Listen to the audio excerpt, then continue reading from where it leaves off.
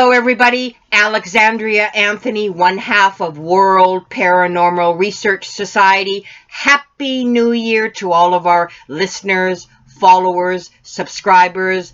Glad you could join us. Also, Timothy's going to be joining us very, very shortly. Today, January 2nd, 2020. Shout out to Timothy. It's his birthday today. So, our other half of World Paranormal Research celebrating a birthday. Happy birthday, Timothy. And as I've mentioned in a previous show, we're going to delve into similarities with different heroes, deities, or religious figures through different civilizations, different faiths through the ages. And we hope that this series inspires you to pick up a book, learn more. Like I've said previously, you cannot always rely on social media to provide you with information. There is knowledge out there. And as paranormal researchers, it's very, very important to know your work, get background information, and learn as much as you can about different faiths, different religious beliefs, and history. I'm a historian, so I know the relevance, the importance of history. Knowledge is power. The more you can learn about subjects is so beneficial to all that you do, and it just makes you that more in tune with the work that you are doing in the paranormal field. Super, super important. I know our last show on this topic was the similarities between the Egyptian god Set and the Christian Satan, Lucifer, and there are many, many examples of different cultures and civilization using the same deity, the same individual, same event, and molding it to fit their particular beliefs or civilization. History is very important. History is in each and every one of our DNA, and we must know our history before we can move forward into the future, because history is a part of each and every one of you. And I hope that this inspires you to learn more, seek knowledge. There is no such thing as a stupid question. Today, we're going to touch on an individual that as of late I've been reading a lot about, finding very, very important facts. Who was Gilgamesh? And you might say, well, who is Gilgamesh? And really, the legend of Gilgamesh is the oldest known literary writing. The story was written in cuneiform on clay tablets around 2000 BC. And Gilgamesh as well was an actual name of a king in Sumer. But the account of his life really is one of legend and is mythical.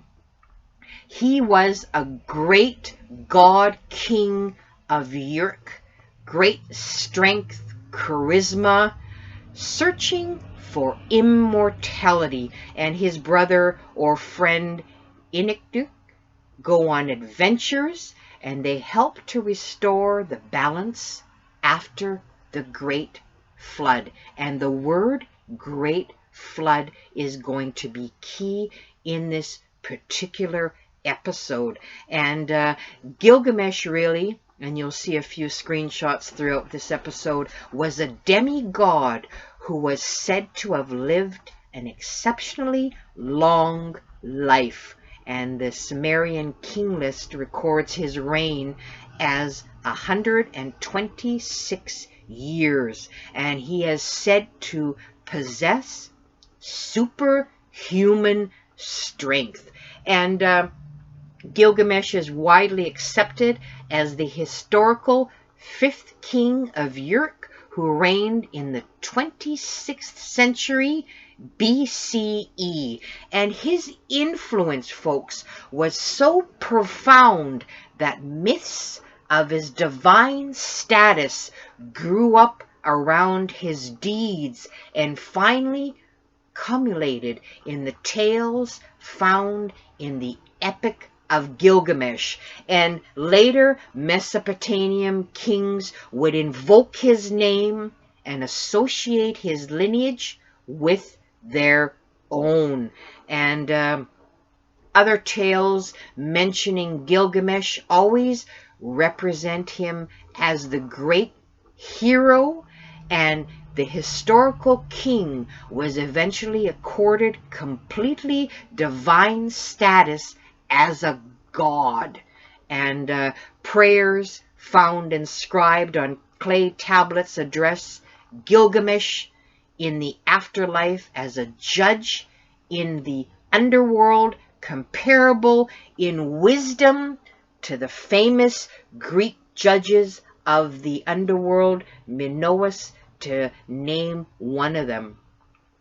And Gilgamesh encourages hope that even though one may not be able to live forever, and this is important, folks, this is a very important message. We may not be able to live forever, but the choices that one makes in life resonate in the lives of others. And these others may be friends, family, acquaintances, or maybe strangers living long after one's death, who continue to be touched by the eternal story of a hero's refusal to accept a life without meaning. And folks, we should all do that. We should all refuse to accept a life without meaning.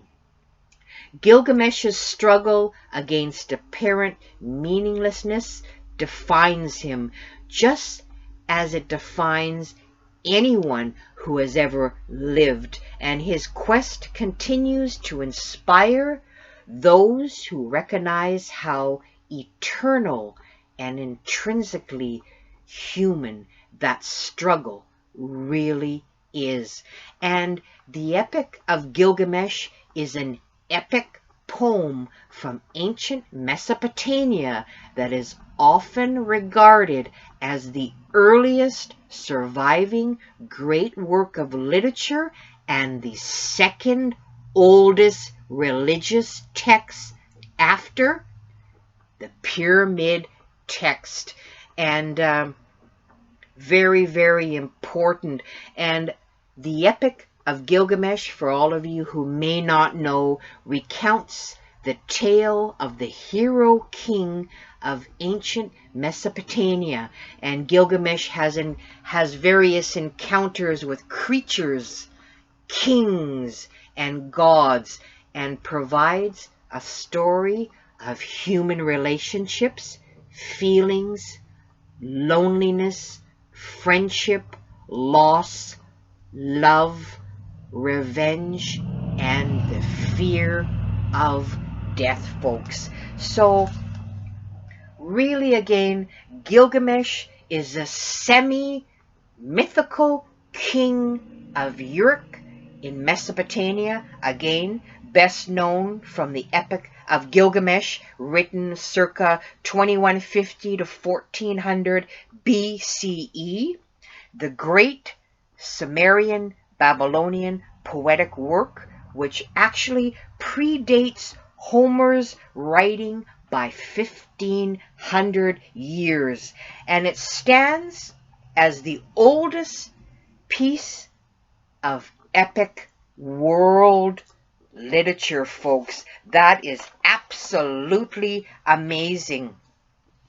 And the Epic of Gilgamesh is a story about the relationship between Gilgamesh, a king who really has become distracted and disheartened by his rule, and a friend, Enkidu, who is half wild and who undertakes dangerous quests with Gilgamesh. And much of the epic focuses on Gilgamesh thoughts, his thought process following his friend's death. And again, it is often credited as being one of the first literary works with an emphasis on, and all of us in the paranormal realm can understand, immortality. So it is the first literary work with an emphasis on immortality, folks. Very, very fascinating. So we're going to go more into the Epic of Gilgamesh.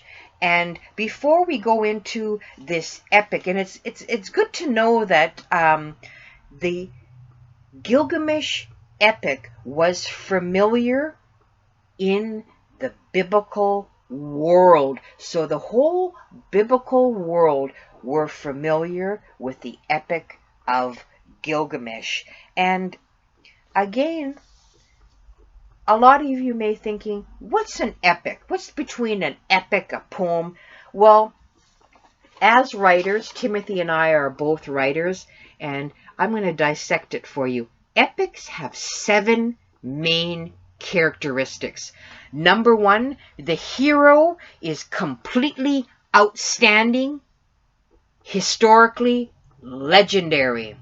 The setting of an epic is really large, encompassing many nations or known worlds, and the action is made of deeds of great valor, superhuman courage, and you're going to like this, and this comes into the paranormal field. Number 4, supernatural forces. So one of the 7 main ingredients or characteristics in an epic is supernatural forces, whether it be gods, angels, or demons.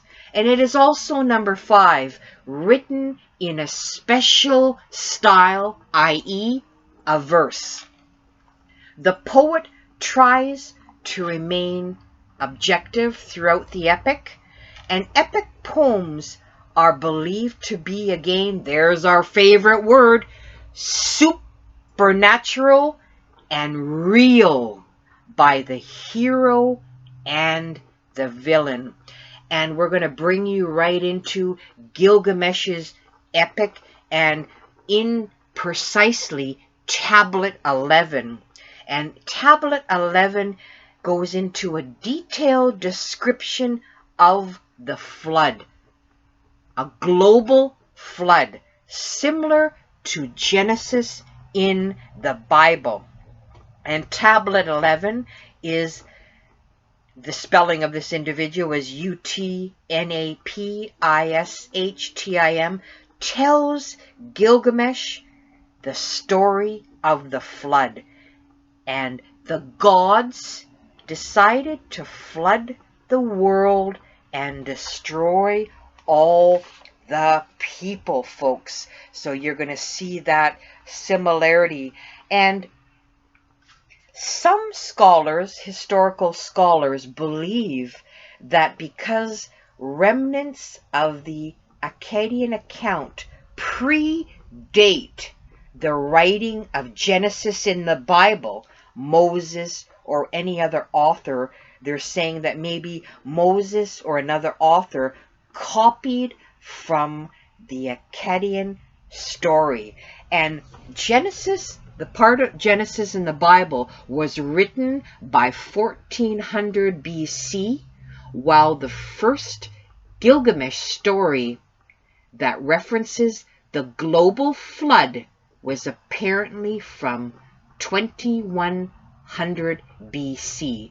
And many say it is more probable that both stories, whether it be Genesis in the Bible or Gilgamesh, the stories derived from the same source, an actual historical, actual global flood, folks. Very, very important on that. So the purpose of this is to show you that this particular Epic of Gilgamesh has supernatural features to it. And again, the story of Noah may be part of the Abrahamic canon, but the legend, the story of the great flood almost certainly has pre-biblical origins rooted in the ancient civilizations of Mesopotamia, Sumerian, and the Epic of Gilgamesh. You'll see a screenshot of that as well, folks. So you're going to see how different deities, gods, figures in various civilizations in history are, we all know the saying that every legend, folktale is always derived from a tidbit of fact. So here we are dissecting the global biblical flood, where we have two reference points. We have the Epic of Gilgamesh, and then we have the writings of Genesis in the Bible. And we're going to give you some flood story differences. There are similarities, but there are differences to this global event. And Genesis, in the Genesis story in the Bible, it speaks of God, singular, one God, while the Akkadian mentions several gods. And the Akkadian ark was square, and the biblical ark was rectangular. The Akkadian hero saved not only his family, but the craftsmen who worked on the ark. Biblical rains lasted 40 days and nights. Akkadian version says 6. And again, the ark lands on different mountaintops. So again, this is one particular historical event that is mentioned in Genesis in the Bible, and it is also mentioned in the Epic of Gilgamesh. And again, we're going to show various screenshots on how Ea leaks the secret plan, on how Gilgamesh is told a secret story, and where in that particular tale the great gods were sworn to secrecy about their plan to cause the flood.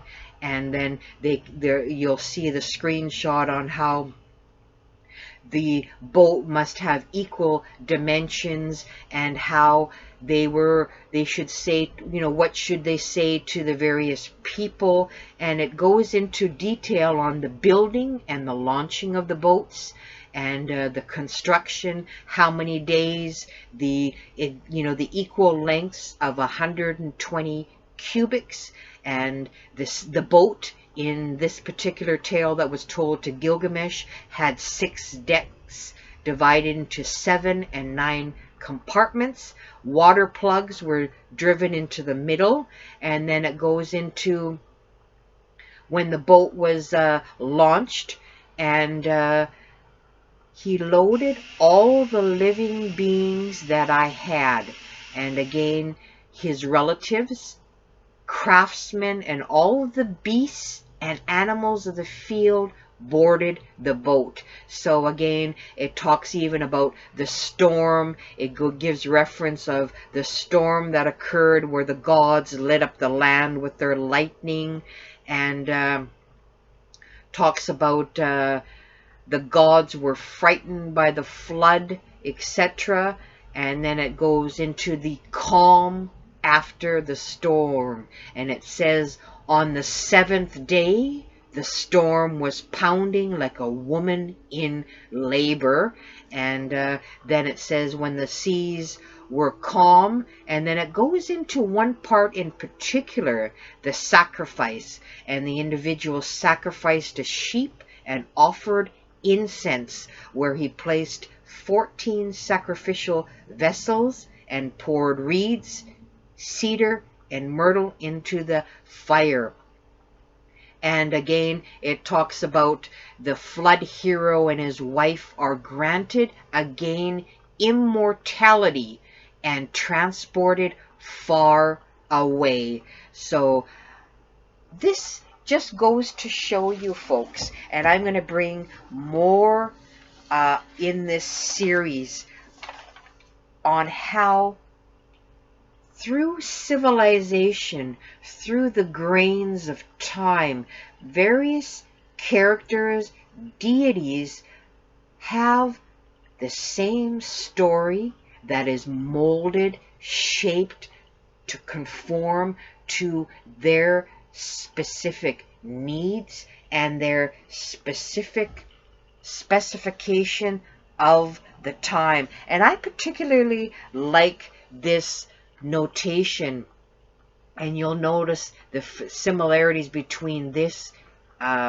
Gilgamesh's story and a variation of the Bible. And Gilgamesh is in possession of a plant of immortality, and you'll remember the Garden of Eden, that particular tree and the fruit. But in this version, Gilgamesh is in possession of a plant of immortality that is thwarted by a serpent. And where we have that serpent again, and you can compare that in the Bible to Genesis 3, where Gilgamesh wrestles in the night with a divinely appointed assailant who proclaims the hero's identity and predicts that he will prevail over all others. And you again can compare that to in the Bible, Genesis 32:23 to 32. Absolutely amazing. And I hope in this series that we're unveiling to you, it will inspire you. It'll invoke a fire of passion to seek knowledge. In the paranormal field, we must have tools of the trade. And one of the biggest tools of the trade is knowledge. Background information, historical information. You have to do your homework. You must be informed. You must read as much as possible. And I think this series, for me, being a historian and seeing the similarities between the Epic of Gilgamesh's flood story and reading the biblical tale of Noah's Ark in Genesis 6-9, you can see a moment in time, a moment from the past. One singular moment has been taken from two civilizations and altered, changed just a wee bit to, suit their needs, their cultural needs, but it all, like legends, mythical tales, folk tales, they all derive from a singular event that is taken on a life of its own, based on the culture, civilization that takes it. And I hope it also inspires you to read more about the Epic of Gilgamesh. He is mentioned in the Bible as well, and it'll inspire you to pick up a book and learn more about. And I really think that the Epic of Gilgamesh really is inspiring for anybody in the paranormal field, because Gilgamesh has encounters with creatures, kings, God, but it really brings it down to a tale of human relationships, feelings, loneliness, friendship, loss, love, revenge, and the fear of death, folks. And it'll inspire you to your quest to recognize how eternal and intrinsically human that struggle is. And he encourages hope that even though we don't live forever, folks. None of us will live forever. But the choices that we make in life resonate in the lives of others. And we have to be more like Gilgamesh. We have to refuse to accept a life without meaning. And really, great hero, historical king, was accorded the divine status of a god. Absolutely fascinating. He was shown he was great strength, great courage. And again, folks, seek answers, learn more about any adversary you may come up against. Knowledge is power. Become a paranormal sponge. Absorb everything around your surroundings. I'm a lifelong empath. I know how very important it is. Everything around us has a vibe, an aura, a vibration. We must become more in tune with our human qualities. Our quest for answers must never stop. We must continue to ask questions, even if it is the hard questions. Do your research. Do your homework. Read up as much as you can about different cultures, civilizations, religious beliefs. It can only better you in the paranormal field. Expand your horizons. A lot of us are going through life with blinders on. All we can think about is going to work, coming home. There is another dimension. There is another world. You must turn on your third eye and become truly awake to the seen and unseen in your surroundings. Again, Happy New Year to everybody from World Paranormal Research Society. Timothy is going to be back in the saddle faster than you can imagine. Happy birthday to Timothy, January 2nd. And again, we will continue this series on the similarities between mythical, historical, biblical characters and various civilizations, religious beliefs. Take care of yourself.